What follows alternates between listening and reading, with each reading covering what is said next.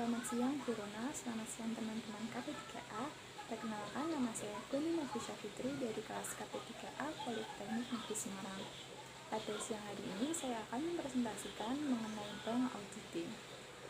Untuk pokok pembahasannya ada 5. Yang pertama ada definisi, yang kedua ada perbedaan, yang ketiga ada fungsi, tujuan, dan ruang lingkup audit intern, yang keempat ada pelaksanaan audit intern, dan yang kelima ada peraturan OJK. Baik, untuk pokok pembahasan yang pertama ada definisi. Menurut IAI atau Ikatan Akuntan Indonesia dalam SPAP atau Standar Profesional Akuntan Publik, audit internal adalah suatu aktivitas penilaian yang independen dalam suatu organisasi untuk menguji dan mengevaluasi aktivitas-aktivitas organisasi sebagai pemberi bantuan bagi manajemen. Jadi untuk audit internal ini bersifatnya independen dari dalam perusahaannya itu sendiri, dan tujuannya untuk mengevaluasi manajemen, memberikan bantuan bagi manajemen. Sedangkan untuk audit eksternal adalah review dari laporan keuangan atau laporan dari suatu entitas, biasanya pemerintah atau bisnis, oleh seseorang tidak berafiliasi dengan perusahaan atau lembaga. Sedangkan audit eksternal ini sendiri dilakukan oleh pihak di luar organisasi tersebut. Lalu untuk perbedaannya sendiri dari audit intern dan audit ekstern, yang pertama, kalau audit intern dilakukan oleh karyawan organisasi yang bersangkutan, jadi yang melakukan audit itu dari karyawannya sendiri. Sedangkan audit ekstern pihak ketiga alias bukan bagian dari organisasi, jadi audit ekstern ini dilakukan oleh pihak di luar organisasi. Lalu untuk perbedaannya yang kedua, jika audit intern itu lebih berorientasi ke masa depan, yaitu kejadian-kejadian yang diperkirakan akan terjadi, baik yang memiliki dampak positif atau peluang maupun dampak negatif atau risiko, serta bagaimana organisasi tersebut bersikap terhadap segala kemungkinan pencapaian tujuannya. Lalu untuk audit ekstern berfokusnya pada akurasi dan bisa dipahaminya kejadian-kejadian historis sebagaimana terrefleksikan pada laporan keuangan organisasi. Lalu untuk audit intern tidak harus seorang akuntan, tapi bisa dilakukan oleh teknisi, personil marketing, insinyur produksi, serta personil yang memenuhi syarat untuk melakukan audit internal.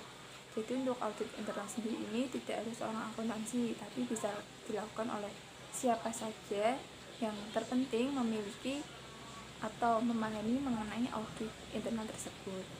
Jika audit eksternal itu harus seorang akuntan yang mampu memahami dan menilai risiko terjadinya error dan irregularities, mendesain audit untuk memberikan keyakinan memadai dalam mendeteksi kesalahan material, serta melaporkan temuan tersebut. Lalu untuk fungsi audit intern sendiri, menurut Robert Tambubolon dalam bukunya Risk and System-Based Internal Auditing, fungsi audit intern lebih berfungsi sebagai mata dan telinga manajemen, karena manajemen butuh kepastian bahwa semua kebijakan yang telah ditetapkan tidak akan dilaksanakan secara menyimpang. Jadi seperti tadi, fungsinya audit intern ini untuk membantu pihak manajemen dalam mengambil sebuah keputusan, dan juga untuk sebagai telinga manajemen agar kebijakan tersebut dilaksanakan secara benar atau tidak. Baik, selanjutnya ada tujuan audit intern. Tujuan dari audit intern sendiri yaitu untuk membantu para anggota organisasi agar mereka dapat melaksanakan tanggung jawabnya secara efektif. Untuk hal tersebut, auditor intern akan memberikan berbagai analisis, penilaian, rekomendasi, petunjuk, dan informasi sehubungan dengan kegiatan yang diperiksa. Tujuan pemeriksaan mencakup pula usaha mengembangkan pengendalian yang efektif dengan biaya yang wajar. Lalu ada ruang lingkup audit intern, yaitu untuk menilai keefektifan sistem pengendalian intern, pengevaluasian terhadap kelengkapan dari keefektifan sistem pengendalian intern yang dimiliki organisasi. serta kualitas pelaksanaan tanggung jawab yang diberikan. Nah, tujuan utama pengendalian intern menurut Hiro Tujiman 2006 adalah meyakinkan keandalan atau reliabilitas dan integritas informasi, kesesuaian dengan berbagai kebijaksanaan, rencana, prosedur, dan ketentuan perundang-undangan, perlindungan terhadap harta organisasi, penggunaan sumber daya yang ekonomis dan efisien, serta tercapainya berbagai tujuan dan sasaran yang telah ditetapkan. Lalu untuk pelaksanaan audit intern itu ada 4. Yang pertama ada tahap perencanaan audit, yang kedua ada tahap pengujian dan pengevaluasian informasi, yang ketiga ada tahap penyampaian hasil audit, dan yang keempat ada tahap tindak lanjut atau follow up hasil audit. Untuk penjelasan yang pertama yaitu tahap perencanaan audit.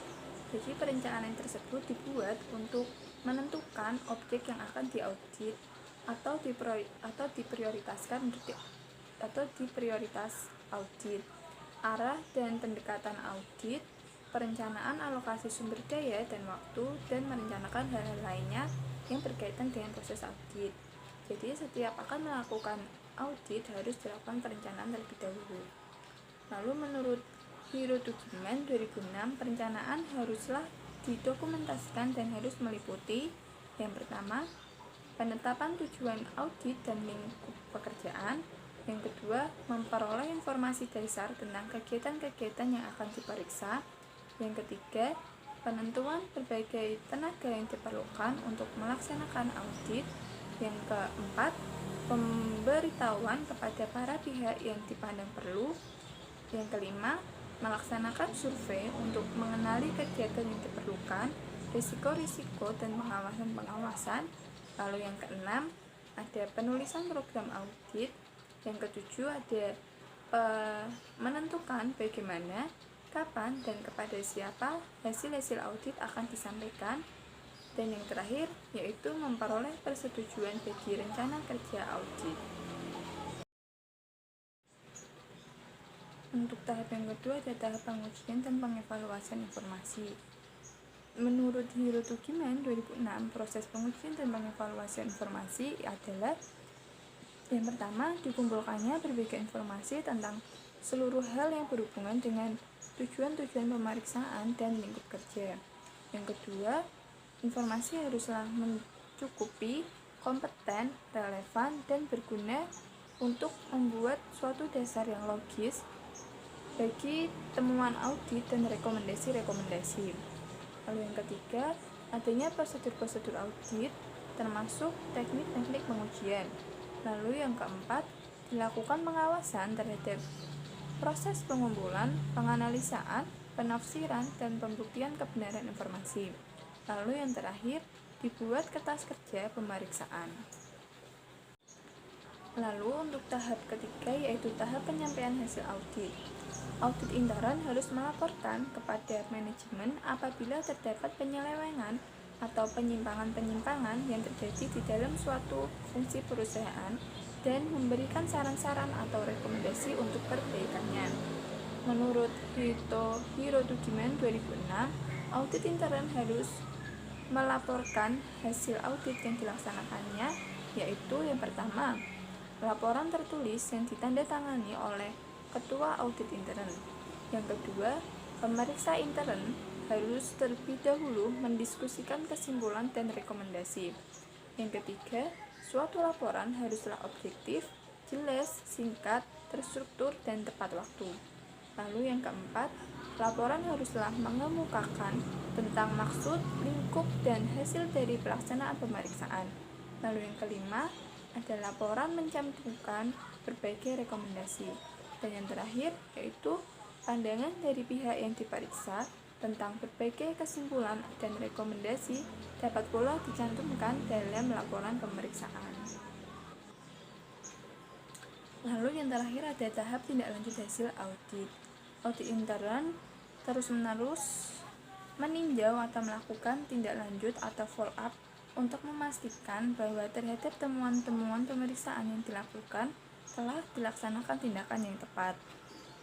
Audit intern harus memastikan apakah suatu tindakan korektif telah dilakukan dan memberikan berbagai hasil yang diharapkan, ataukah manajemen senior atau dewan telah menerima risiko akibat tidak dilakukannya tindakan korektif terhadap berbagai temuan yang dilaporkan. Jadi setelah audit intern itu mengaudit suatu perusahaan, lalu dilakukan langkah terakhir yaitu melakukan tahap tindak lanjut hasil audit. Jadi tadi kan audit intern memberikan rekomendasi terhadap perusahaan. Nah, bentuk follow-up-nya itu apakah rekomendasi tersebut telah diperbaiki oleh perusahaan tersebut atau belum. Jika belum ada tindak lanjutnya, apakah dari perusahaan tersebut telah menerima risiko-risiko akibat tidak dilaksanakannya rekomendasi tersebut. Lalu untuk selanjutnya, audit intern juga ada pada OJK, yaitu ada di rancangan peraturan OJK tentang penerapan fungsi audit intern pada bank umum. Pada bab 2 tentang audit intern pasal 2 yang ayat 1 berbunyi, bank wajib memiliki fungsi audit intern sesuai dengan ukuran, kegiatan, atau sifat operasional dan tingkat kompleksitas bank tersebut. Lalu yang kedua, fungsi audit intern sebagaimana dimaksud pada ayat 1 tadi dilaksanakan oleh Satuan Kerja Audit Intern atau SKAI. Lalu yang ketiga, ayat 3 yaitu fungsi audit intern dituangkan dalam standar pelaksanaan fungsi audit intern yang paling sedikit mencakup hal-hal yang diatur dalam standar profesional audit intern. Lalu untuk ayat 4, pelaksanaan fungsi audit intern didukung oleh metodologi, perangkat, dan teknik audit yang memadai. Lalu selanjutnya pada bab 9, cakupan aktivitas audit intern pada pasal 11 yang berbunyi ayat 1, kegiatan SKAI mencakup pemeriksaan dan evaluasi terhadap kegiatan bank, yaitu yang pertama, efektivitas dan efisiensi sistem pengendali internal, manajemen risiko, tata kelola untuk kondisi saat ini, dan potensi risiko di masa yang akan datang. Lalu yang kedua, yaitu keandalan, efektivitas, dan integritas dari proses dan sistem manajemen informasi termasuk relevansi, akurasi, kelengkapan, ketersediaan, dan kerahasiaan data. Yang ketiga, ada kepatuhan terhadap peraturan perundang-undangan yang berlaku. Dan yang keempat, yaitu pengamanan aset. Untuk ayat 2-nya, yaitu kegiatan SKHI sebagaimana dimaksud pada ayat 1 berlaku bagi bank secara keseluruhan, termasuk anak perusahaan, kantor cabang bank, dan kegiatan bank yang diserahkan kepada pihak ketiga. Lalu selanjutnya untuk ada bab 10, ada rencana audit pada pasal 12. Ayat pertama berbunyi, rencana audit tahunan wajib disetujui oleh direksi, dewan komisaris, dan komite audit. Untuk ayat 2 berbunyi, rencana audit disusun berdasarkan penilaian risiko secara komprehensif, yaitu mencakup kebijakan, proses, dan langkah-langkah penerapan tata kelola sesuai dengan ketentuan peraturan perundang-undangan terkait. Lalu ada manajemen risiko, kecukupan pemodalan, kecukupan likuiditas, pelaporan internal, kepatuhan terhadap peraturan, dan keuangan. Untuk ayat 3 berbunyi, bank mengalokasikan anggaran yang memadai untuk pelaksanaan rencana audit tahunan. Jadi untuk selanjutnya pada bab 16 yaitu tentang penggunaan jasa pihak ketiga dalam pelaksanaan audit intern pada pasal 18. Pada ayat 1 sendiri berbunyi, bank dapat memperbantukan pihak eksternal dalam pelaksanaan audit intern yang membutuhkan keterampilan spesifik dan bersifat sementara. Lalu untuk ayat 2 berbunyi, bank wajib menjelaskan alasan pelaksanaan audit intern oleh pihak-pihak eksternal sebagaimana dimaksud pada ayat 1. Lalu ayat 3, penggunaan jasa eksternal wajib disertai dengan pengalihan pengetahuan dari pihak eksternal kepada anggota SKAI. Lalu yang keempat, Keterlibatan pihak eksternal dalam pelaksanaan fungsi audit intern menjadi tanggung jawab Kepala SKAI. Lalu ayat 5 yaitu bank wajib memastikan independensi penggunaan pihak eksternal dalam audit intern. Lalu yang keenam ada penggunaan jasa pihak eksternal dalam pelaksanaan audit intern wajib melaksanakan persyaratan dalam ketentuan mengenai alih daya. Jadi untuk selanjutnya di sini ada studi kasus. Di sini saya mengambil dari internet, yaitu studi kasusnya Kepala Unit BRI Kecamatan Tepuk Raya Kabupaten Kampar Riau Masril ditahan oleh Kepolisian Resor Kampar karena melakukan transfer fiktif sebesar 1,6 miliar.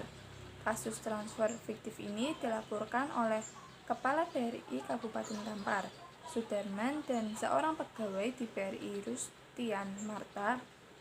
Pencatatan palsu dalam pembukuan atau pelaporan maupun dokumen kegiatan usaha.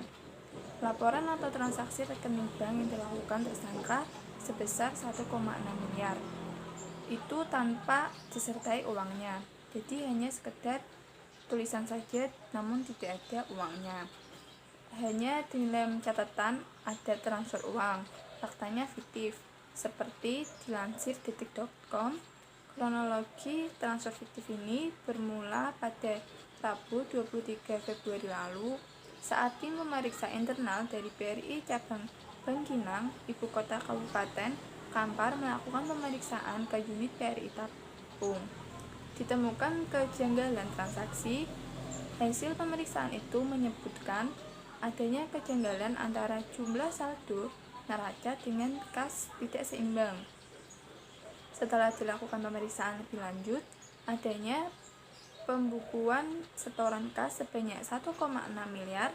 Uang sebanyak itu diketahui ditransfer dari BRI unit Pasir Pangarain 2 ke unit BRI Tapung. Dalam hal ini, tersangka membuat laporan adanya transaksi 1,6 miliar. Namun, dalam pemeriksaan tim BRI Bangkinang, transfer tersebut tidak disertai uangnya. Kejanggalan inilah yang akhirnya tim pemeriksaan internal BRI mencium adanya transaksi fiktif tersebut. Kejanggalan kasus penggelapan ini dilaporkan ke pihak kepolisian. Dalam kasus ini, tersangka dijerat dengan Undang-Undang Nomor 10 Tahun 98 tentang perubahan atas UU Nomor 7 Tahun 92 tentang perbankan. Tersangka diancam hukuman 10 tahun kurungan ditambah denda. Kata Mustaqim, kita juga masih memeriksa sejumlah saksi dari pihak BRI sendiri serta tim ahli perbankan. Tersangka sekarang sudah kita tahan. Nah, dari kasus tersebut untuk analisisnya sendiri, pada kasus ini adanya kejanggalan antara jumlah uang yang ada dengan jumlah saldo neraca kas. Antara keduanya itu tidak seimbang. Setelah dilakukan pemeriksaan lebih lanjut, adanya pembukuan setoran kas sebanyak 1,6 miliar. Akhirnya, tim pemeriksaan internal BRI mencium kasus ini dan melaporkannya. Hal ini tidak dapat dibiarkan begitu saja. Oleh sebab itu, tersangka diancam hukuman 10 tahun kurungan ditambah denda. Jadi kasus di sini adanya orang yang pihak BRI, pegawai BRI, ada yang melakukan kecurangan, yaitu dengan melakukan transfer fiktif, di mana dia mencatat pada dokumen adanya transfer sebesar 1,6 miliar, namun transfer tersebut tidak disertai dengan uang. Setelah diperiksa oleh audit internal, ditemukan kejanggalan tersebut dan akhirnya dilaporkan kepada polisi. Nah, ini ada daftar pustaka yang saya gunakan untuk menyusun presentasi pada siang hari ini. Baik, demikian presentasi pada siang hari ini. Mohon maaf apabila banyak salah kata. Semoga apa yang saya sampaikan dapat memberikan manfaat bagi teman-teman semuanya. Selamat menjalankan ibadah puasa. Tetap semangat untuk kita semuanya. Wassalamualaikum warahmatullahi wabarakatuh.